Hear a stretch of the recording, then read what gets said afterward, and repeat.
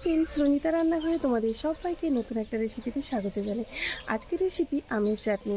এই গরমের সময় কিন্তু আমের চাটনিটা খেতে খুব ভালো লাগে। আর আমি কিন্তু একেবারে অনুষ্ঠান বাড়ির স্টাইলেই রান্না করে দেখাবো। অনুষ্ঠান বাড়িতে আমের চাটনিটা খেতে ভালো লাগে না? তো চলো তোমরা রেসিপিটা দেখো, আশা করি ভালো লাগবে। ভালো লাগলে অবশ্যই কিন্তু একবার ট্রাই করতে পারো, দারুণ লাগে খেতে। তো চলো এখন রেসিপিটা শুরু করা যাক। আর আমার এই রেসিপিটা ভালো লাগলে একটা অন্তত লাইক করো, শেয়ার করো, আর সাবস্ক্রাইব করে কিন্তু চলে গেলে হবে না, আমার পাশে থাকতে হবে। আমিও কিন্তু তোমাদের কথা দিচ্ছি বা চেষ্টা করব তোমাদের পাশে থাকার। তো চলো এখন রেসিপিটা শুরু করা যাক। ফ্রেন্ডস দেখো, আমি যে চাটনিটা বানাবো তার জন্য দেখো এখানে আমি প্রায় 1 কিলোর কাছাকাছি একটা আম নিয়েছি। তো এবারে আমি চলো আমটাকে কেটে নেব। তো ফ্রেন্ডস, আমি যে আমের চাটনিটা বানাবো তার জন্য দেখো আমটাকে এইরকম একটু পিস পিস করে কেটে নিয়েছি। আর দেখো আমার একটা আমে কতগুলো আম হয়েছে। তো এবারে চলো চাটনিটা বানাই। তার জন্য আমগুলোকে সেদ্ধ করতে হবে। তো এখানে আমি উনুনটাকে ধরিয়ে নিয়েছি আর উনুনের উপরে বসিয়ে দেব এই ডেকচিটা। তো এই ডেকচির মধ্যে কিন্তু আমি চাটনিটা বানাবো। তো অনুষ্ঠান বাড়িতে দেখবে এইরকম জায়গাতে করে চাটনিটা বানানো হয়। তো চলো এবারে এর মধ্যে আমি দিয়ে দেব জল। তো জলটাকে একটু গরম করে নিতে হবে। জলটা কিন্তু গরম হয়ে গেছে একটু হালকাভাবে। এর মধ্যে দিয়ে দেব সামান্য একটু হলুদ। তো আম সেদ্ধ করার সময় সামান্য একটু হলুদ দিয়ে দেবে, দেখবে চাটনির কালারটা কিন্তু খুব সুন্দর হবে। তো দিয়ে দেব 1/2 চামচ মতন লবণ। তো এবারে আমি আমটাকে এর মধ্যে দিয়ে দেব, আমগুলোকে এই জলের মধ্যে দিয়ে দেব। তো আমটাকে দিয়ে এবারে আমগুলোকে কিন্তু ভালো করে সেদ্ধ করে নিতে হবে।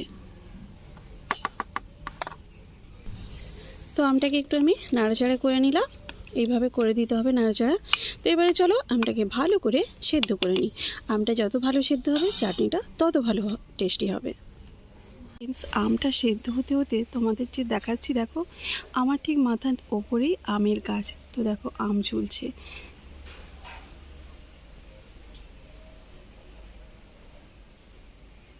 ফ্রেন্ডস দেখো, এখানে আমার আমটা কিন্তু সেদ্ধ হয়ে গেছে। তো ফ্রেন্ডস দেখো, এদিকে কিন্তু আমার আমগুলো খুব সুন্দরভাবে সেদ্ধ হয়ে গেছে।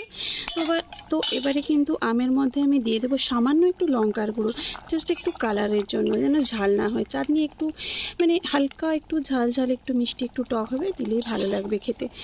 তো এরপরে দিয়ে দেবো এর মধ্যে চিনি। তো এখানে 500 গ্রামের কাছাকাছি একটু চিনিটা নিয়েছি, 500 থেকে একটু কম। তো এবারে চিনিটাকে একটু নাড়াচাড়া করে নেব। তো এভাবে ফুটিয়ে নিতে হবে চিনিটা দিয়ে, যেন চিনিটা ভালো আমের সঙ্গে মিশে যায়, গলে যায়। তো চিনিটা দেওয়ার পরে তারপরে এর মধ্যে দিয়ে দিচ্ছি কাজু আর একটু কিশমিশ। তো কাজু কিশমিশটা দিয়ে একটু চামচ দিয়ে একটু নাড়াচাড়া করে দিতে হবে। তো এবারে কিন্তু কাজুটা দেওয়ার পরে এটাকে একটু ফোটাতে হবে।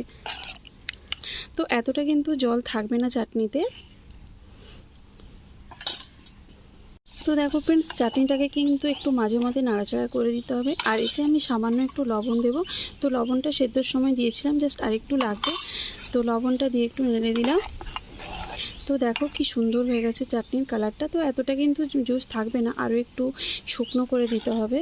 তো তোমাদের এই চাটনির রেসিপিটা তোমাদের কাছে কেমন লাগলো অবশ্যই কিন্তু একটা কমেন্ট করে জানাবে। তো চলো ভালো করে আমি চাটনিটাকে বানিয়ে নিই। ফ্রেন্ডস দেখো, আমার কিন্তু চাটনিটা তৈরি হয়ে গেছে। তো এবারে চাটনির মধ্যে একটু ফোড়ন তড়কা দেবো। তো তার জন্য আমি এই চাটনির ডেকচিটাকে নিচে নামিয়ে দিচ্ছি। তো দেখো, ফোড়ন দেওয়ার জন্য এখানে দিয়ে দিয়েছি তেল।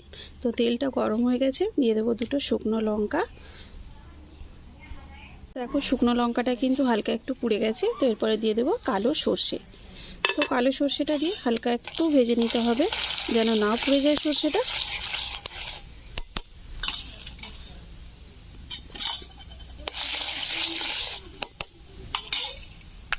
তো ফোড়নটা কিন্তু আমার হয়ে গেছে। তো এবারে আমি ডাইরেক্ট চাটনির মধ্যে দিই।